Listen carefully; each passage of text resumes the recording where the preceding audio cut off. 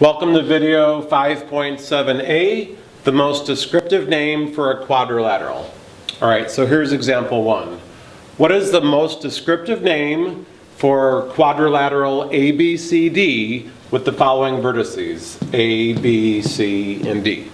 All right, so there's going to be a 5-step procedure for this.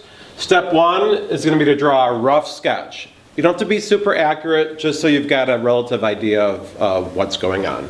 So I already did that over here. Before I start the analysis, just a quick review. Slope, there's two ways to define slope. Rise over run, or y sub 2 minus y sub 1 over x sub 2 minus x sub 1. One more thing to talk about. The slope of a horizontal line is 0, and the slope of a vertical line is undefined. So if you ever get some slopes to be 0 and undefined, you should realize that those lines are perpendicular. Okay, so what we're going to do is first check to see if it's a parallelogram, opposite sides being parallel. After we do that, we're going to check to see if it's a rectangle. If consecutive sides are perpendicular, then we've got a right angle, and then we're going to be a rectangle. After that, we're going to check to see if it's a rhombus, if the diagonals are perpendicular.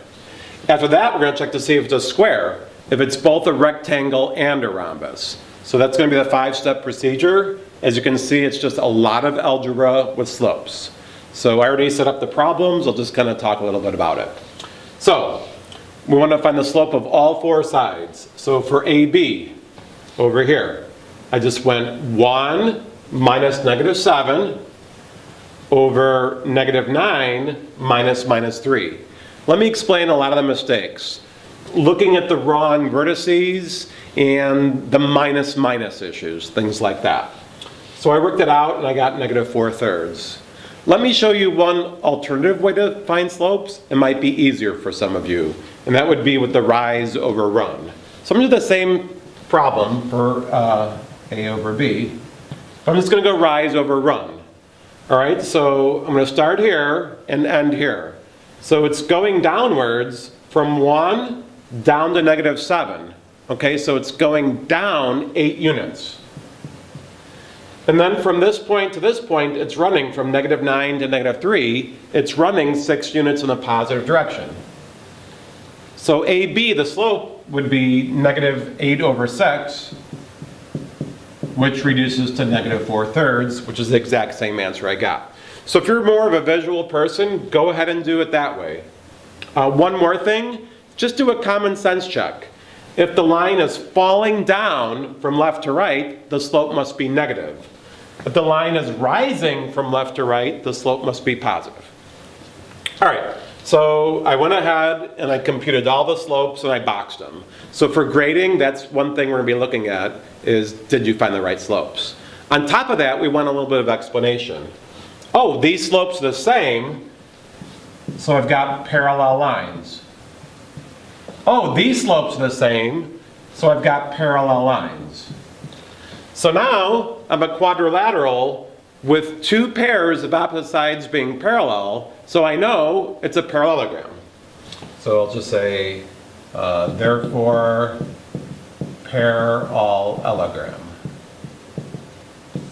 Okay, I've established that. Let's go further.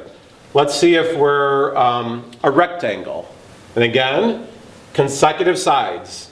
If they're perpendicular, I got a right angle. If I got a right angle and I'm a parallelogram, well, that's the definition of a rectangle. Okay, so I've already computed those slopes, AB and BC. Note, those are the consecutive sides. Okay, so negative 4/3 and 2/3. And I note those are not opposite reciprocal slopes. So it is not a rectangle. That's okay. However, just because you're not a rectangle does not mean that you can't be a rhombus. So you don't stop, you still must go on. Okay, so now let's check to see if we're a rhombus. That's the diagonals being perpendicular. All right, so those are new slopes. So new slopes, I got 4/3 and 0.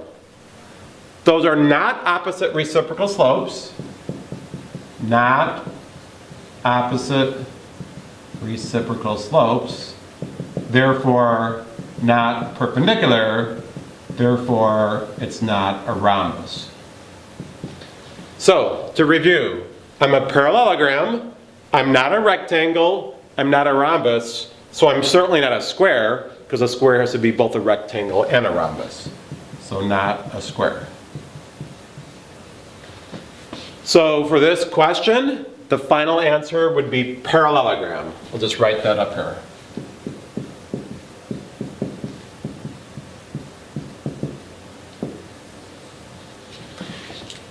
We'll have one more example that does this, so hopefully the two examples will suffice for you. So there you have it, how to use slopes to determine the most descriptive name for a quadrilateral.